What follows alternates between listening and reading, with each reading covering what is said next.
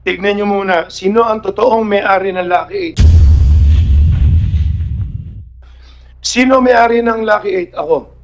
Pag-aralan nyo may ito. Okay. Ang isang may-ari, congressman naman, kaibigan ko. Ang isang may-ari, ex-congressman. Ang isang may-ari, mga mayors naman, lahat to, nagsasabong lahat to. Yung sinabi mo mga pangalan, bigyan mo ng mukha, bigyan mo ng bigyan mo ng kung sino yung congressman, sino yung ex-congressman, sabihin mo na for the record of this committee. Kasi nagsabi ka naman, inamin mo naman na ikaw ang Lucky 8, then yung iba, pangalanan na natin. Okay, ganito. Okay. Please go ahead. Ang alam ko rito, 6 kami na magkakilala rito. Okay, number 1 ako. So, number 2, Tepong Pineda. Number 3, kila Congressman Tebes. Number 4, hindi ko na alam yung mga kumpanya nila. Kay ex-Congressman Patrick Antonio. Number 5, kila Mayor Ella Nagaño. Number 6, kila General Cascolan. Plus 86. Masyadong mahirap, mabigat. Kung titingnan nyo yung conspiracy rito, makikita nyo itong laban na to. Yung honor, nasabi ko naman, hindi ako, well, total, delikado rin naman ang buhay ko dyan. Bahala na kung ano mangyari dyan. Papunta na rin kasi sa senaryo na talagang gusto nila, kasi 90% sa income ng sabong, sa operation, 90 to 95 kami yun. Dahil nasa akin lahat, members ko lahat ng buong Pilipinas na big time na sabongero, kasi legit talaga na maayos lahat to. Nakita rin naman nila kung ano ang purpose ito, hindi lang gumawa ng pera.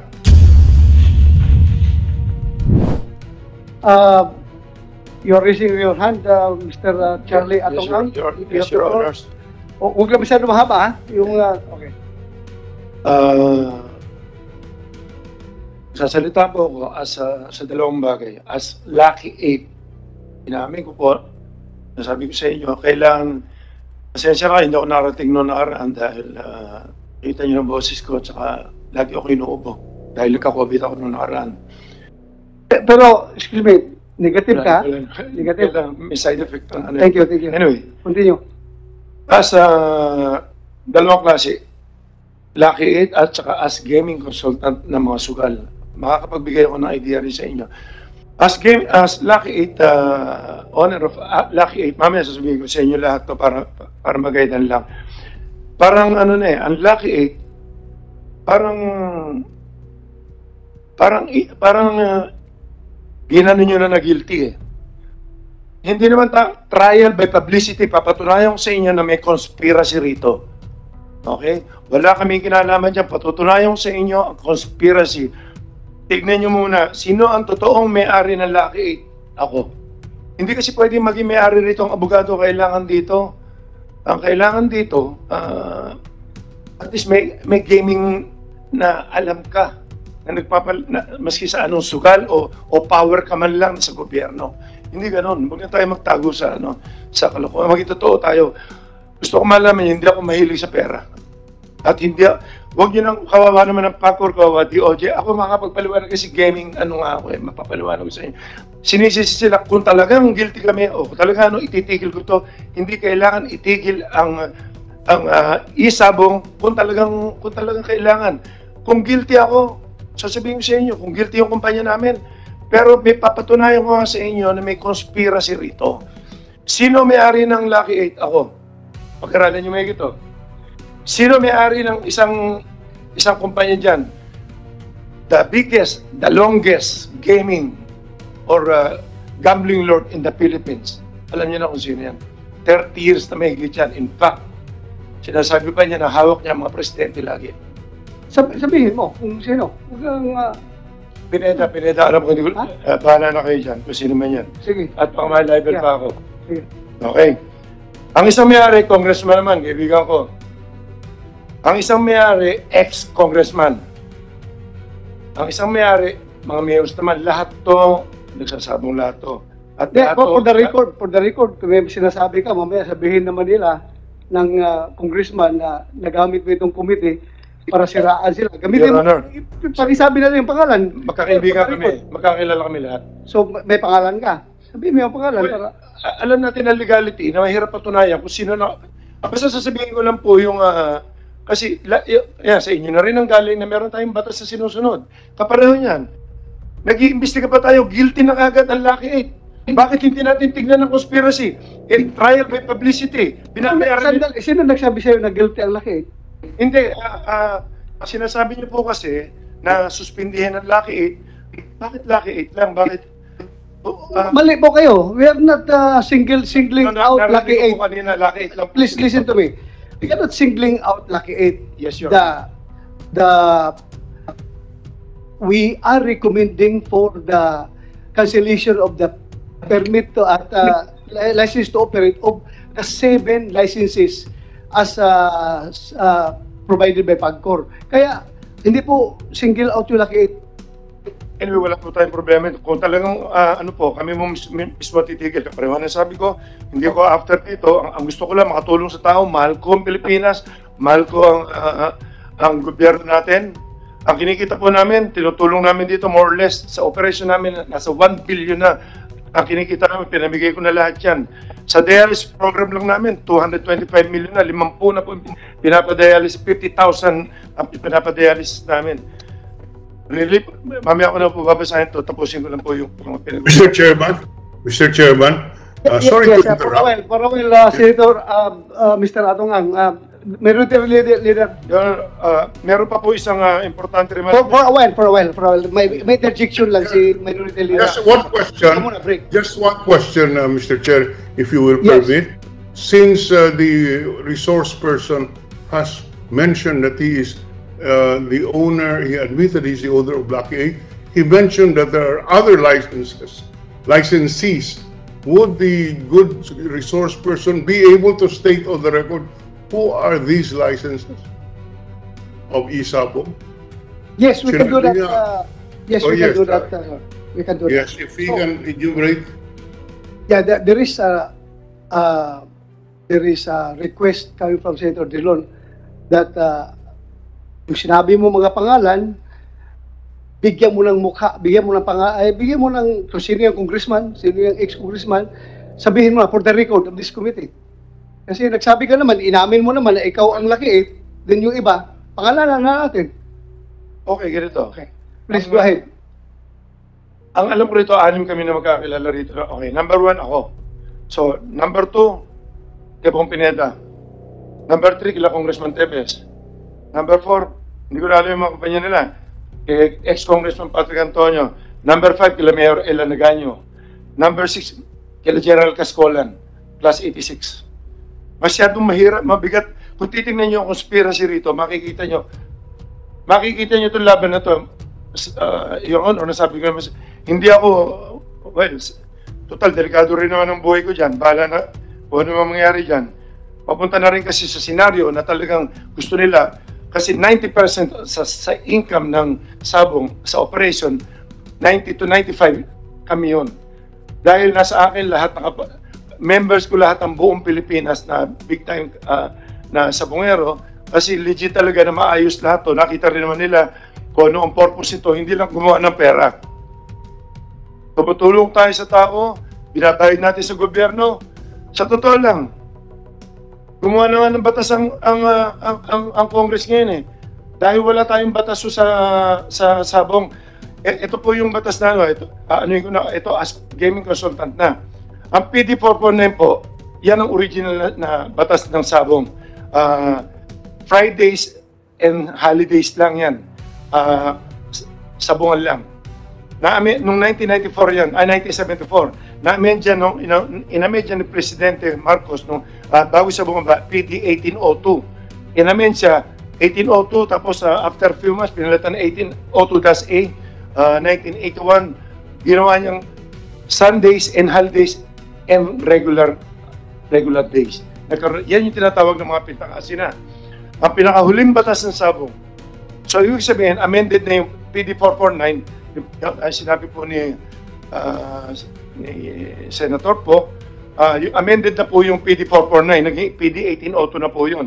Doon po tumitigil at nagkaroon lang na isa pa na Republic Act 7160 noong 1991. Ipinasa sa local government ang paglilisensya at saka pag-aayos ng pag-i-issue ng license and pag-control na cockfighting inside cockpit only. Doon pumapasok yan. Ngayon,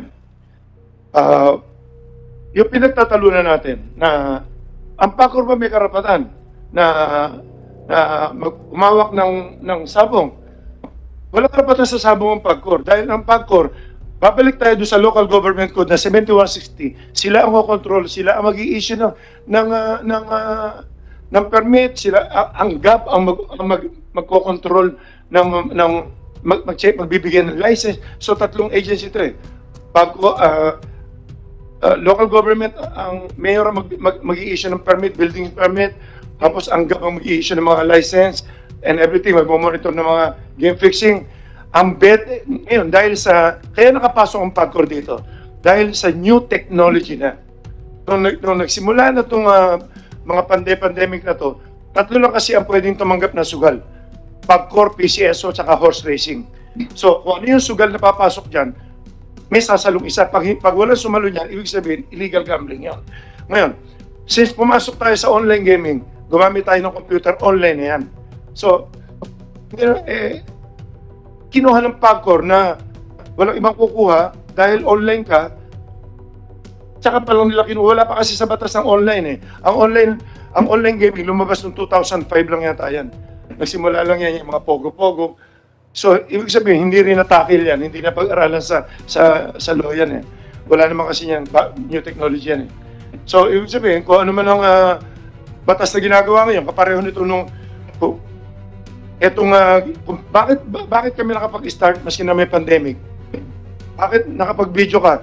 Ang pinagbabawal ng IATF si cockpit. Cockpit lang po yun. Ngayon, noong nag-apply kami, pinag-aralan ko yung legality. Nagpagawa kami ng ordinansa. Tingnan nyo to. Ordinansa, noong time na yun, wala pang PAGCOR, 2001. Nagsimula kami nung ordinansa ng Manila, Lipa, tsaka Santa Cruz. Nagsimula lang kami sa Lipa, tsaka Santa Cruz. Sinasabi sa isang ordinansa, ang ordinansa kasi, yan yung parang Congress ng ating Pilipinas. So sa bayan ng Santa Cruz, or sa bayan ng Lipa, or sa Manila, sinasabi ng ordinansa na itong kumpanyang ito, since kami nagre-regulate, kami ang local government, binibigyan po namin kayo ng authority na magpasabong na magpalabas ng ng mini cockpit or studio. Ang tawag dito studio. At pinapayagan namin kayong magpasugal sa territory, within the territory ng online, by air or by land. Ibig sabihin nun, pwede tayong gumamit ng online na telepono at pwede tayong tumaya sa betting station na may ticket. Ang betting station na may ticket, bawal pa dahil may nung time na yan, bawal pa dahil may mga COVID nga, bawal yung mga walk-in, bawal yan.